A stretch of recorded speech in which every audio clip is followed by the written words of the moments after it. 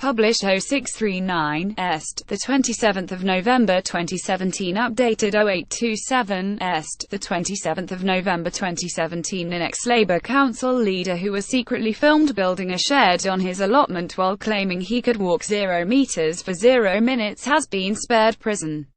A judge told Robert Woodbridge that his position as an ex-councillor meant he was not your average benefit fraudster and that he had betrayed the people he once represented.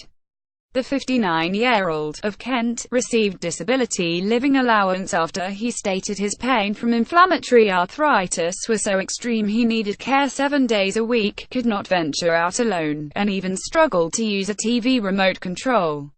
But with the help of surveillance work by the Department of Work and Pensions, a jury took just 20 minutes to see through his lies. The man who claimed he was too weak to use a remote control can be seen pulling a large metal trailer out of his driveway, albeit with a walking stick in hand. The undercover footage revealed Woodbridge was not only able to stroll around his neighborhood, but also push a wheelbarrow on his allotment and saw wood for his shed.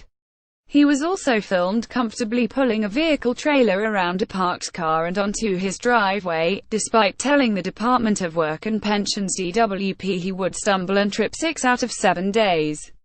The married father of 2 was seen walking to and from his vehicle on numerous occasions outside his house, always with a walking stick in one hand but carrying shopping bags, fold-up camping chairs, water containers, a cool box and broom. Woodbridge also enjoyed strolls along roads and up and down flights of steps, with one solo walk lasting 230 meters. He denied being a benefits cheat, telling a court the DWP officers had filmed him on good days when he overdosed on painkillers. He had previously made legitimate claims for issues surrounding his health, but did not promptly notify the authorities of a change in his circumstances between August 12, 2015 and January 26, 2016. He is pictured with a wheelbarrow, but Woodbridge, who once headed Swanley Town Council in Kent, was convicted of dishonestly failing to notify the DWP of a change in circumstances between August 12, 2015 and January 26 last year, imposing a suspended jail term of 4 months for a year. Judge David Griffith Holmes QC said his dishonesty was quite brazen. The judge also dismissed Woodbridge's suggestions he had always been filmed on good days after taking overdoses as not only an extraordinary coincidence but also absurd and fanciful. You were a man of some standing in the local community. You had been a councillor for many years, and in your position within the community it may be said that you were, or should have been, something of a role model to others, added Judge Griffith Holmes. By your actions you have betrayed those who were entitled to look up to and respect you. Woodbridge is due to be sentenced at Maidstone Crown Court today. Maidstone Crown Court in Kent heard he first started claiming DLA in 1997, but it was his renewal form completed in 2013 which led to an investigation 2 years later. Woodbridge, a councillor for 16 years, was paid at a higher rate of £140 a week after he stated he was in severe pain every day from the moment he woke, and relied on walking sticks and a variety of support braces for his neck, hands, wrists and knees. In a detailed claim form he also stated he could not even use a TV remote, struggled to turn on his computer, could not bend a lift and even needed help to attend council meetings, but prosecutor Edmund Fowler said he failed to promptly notify the DWP there had been an improvement in his condition, as captured by the surveillance investigation filmed over several months in 2015. Woodbridge falsely obtained a total overpayment of £5,869, but he told police after his arrest that he had good days and bad days, with his severity of pain and ability to move fluctuating. The Crown say it was rather convenient that on each day he was filmed he was having a good day, said Mr. Fowler. Woodbridge, of Garralds Close, has been convicted of dishonestly failing to notify a change of circumstances affecting entitlement to Social Security benefit. What you can see in the footage is a very different set of circumstances to that set out on his claim form. When there is a change in circumstances, there is a duty to inform the DWP. The duty is to give a prompt notification of any change. The Crown say the defendant acted dishonestly in all this. Mr. Fowler added Woodbridge's original claim for DLA was genuine, as was the renewal application form in 2013, but he told the court the case is about what happened subsequently because it came to light his mobility and care needs had improved, and he had failed to declare the change in circumstances to the DWP as he was required to do.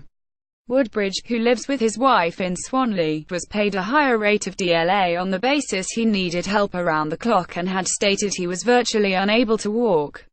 He said he could walk 0 meters for 0 minutes before feeling severe pain. The pain started as soon as he got up. Walking was slow and poor, said Mr. Fowler. He used sticks and had difficulty walking every day. He said he stumbled, tripped and fell off in 6 out of 7 days, and needed someone with him when he was outside. Pain was always there, he said. He suffered from severe pain in his knees and ankles nearly every time he walked and was unable to stand alone. Woodbridge also stated he needed help to use the toilet, would fall to the ground with sharp pain, and took 15 minutes to climb in his stairs at home.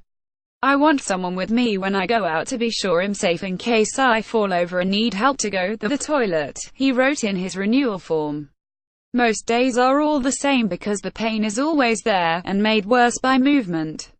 The pain is extreme. Woodbridge, who stood for the Liberal Democrats in local and county elections last year, was covertly filmed outside his home on 9 days between August and November 2015. On one occasion, the officers followed him driving his Peugeot alone to his allotment where they captured him loading equipment and his walking stick into a wheelbarrow before pushing it away. Playing a compilation of the footage to the jury, the prosecutor said from what could be observed by the officers it appears he was building a shed, sawing and hammering while at the allotment. You can see he used a foot to steady the plank of wood as he was sawing.